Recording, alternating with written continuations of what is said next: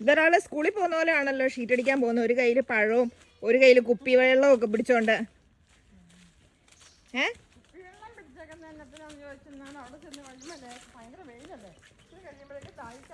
അവിടെ വെയിലാണോ?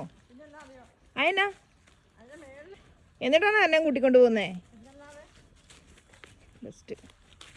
വെയിൽ കൊള്ളാൻ പാടില്ലെന്നറിയത്തില്ലേ? വേണ്ട, മമ്മിയുടെ കെട്ടിയോൻ വന്നു. കെട്ടിയോൻ വരികയല്ലേ ഷീറ്റടിക്കാൻ? മമ്മിയുടെ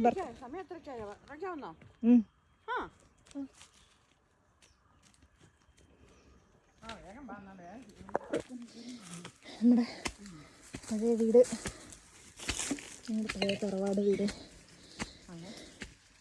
യെസ്, ഇപ്പോൾ the ruins of our old tharavad veedu. ഇതിനാ എന്നാ കാടാ ഇവിടെ?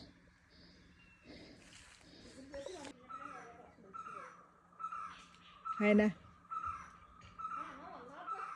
അയന അയന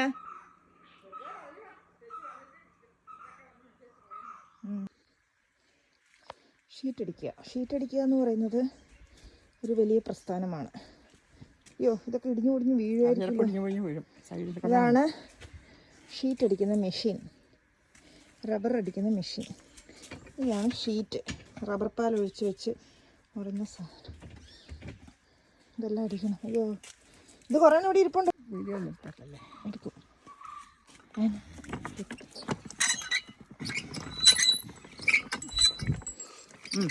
കറക്കിക്കോ.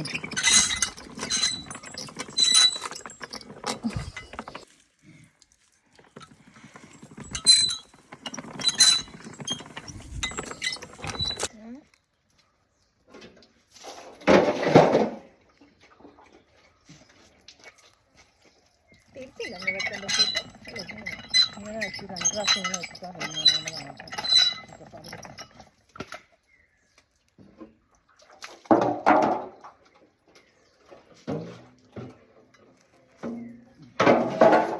കയ്യിലെ പൊള്ളിയ പാടൊക്കെ നിന്റെ കയ്യും പൊള്ളിയിട്ടുണ്ടോ? ഇതല്ലേ അതല്ലേ അതല്ലേ അയൺ ബോക്സ് കൊണ്ടുവന്ന്.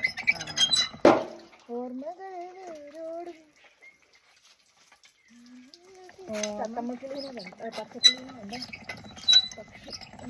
അതെല്ലാം നോക്കിക്കൊണ്ട് കൈ എൻ്റെ ഇടയ്ക്ക് വെച്ച് വെച്ചേക്കരുത്.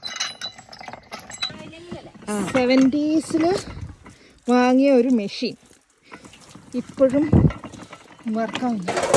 More than 50 years old antique machine അല്ലേ? Nice. This is my favourite part. അയ്യോ, തള്ളിയിട്ട് നീങ്ങുന്നില്ലേ എൻ്റെ അമ്മച്ചി. ഇതൊക്കെ പോയത് നന്നായി. ആയിരുന്നെങ്കിൽ ഇത് കറക്കി എൻ്റെ ജീവിതം തീർന്നേനെ.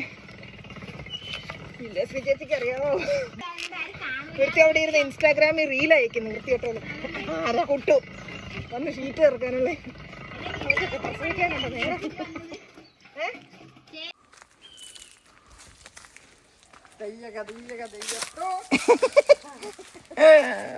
അയ്യോ, ഇന്നും കൊണ്ട് വെക്കേഷൻ തീരുവതാണ് ആകെയുള്ള സംബന്ധം. നാളെ സ്കൂൾ തുറക്കും.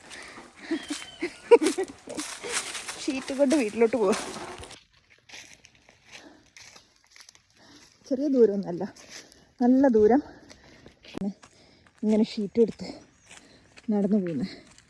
വഴിയൊന്നുമില്ല, ഇങ്ങനെ വഴിയില്ലാത്തൊരു സ്ഥലത്തൂടെ ഇങ്ങനെ ഇതും ചുമന്ന് നമ്മൾ ഈ കാട്ടിൽ കൂടി, കുന്നാണ് കേട്ടോ, കാണുമ്പോൾ തോന്നില്ലെങ്കിലും ഇതൊരു കുന്നാണ്. ഈ കുന്നിൽ കൂടി ഇവിടെ മമ്മി നടന്നു വരുന്നു, ഷീറ്റും ചുമന്ന് കുരിശും താങ്ങി എന്നൊക്കെ പറഞ്ഞു.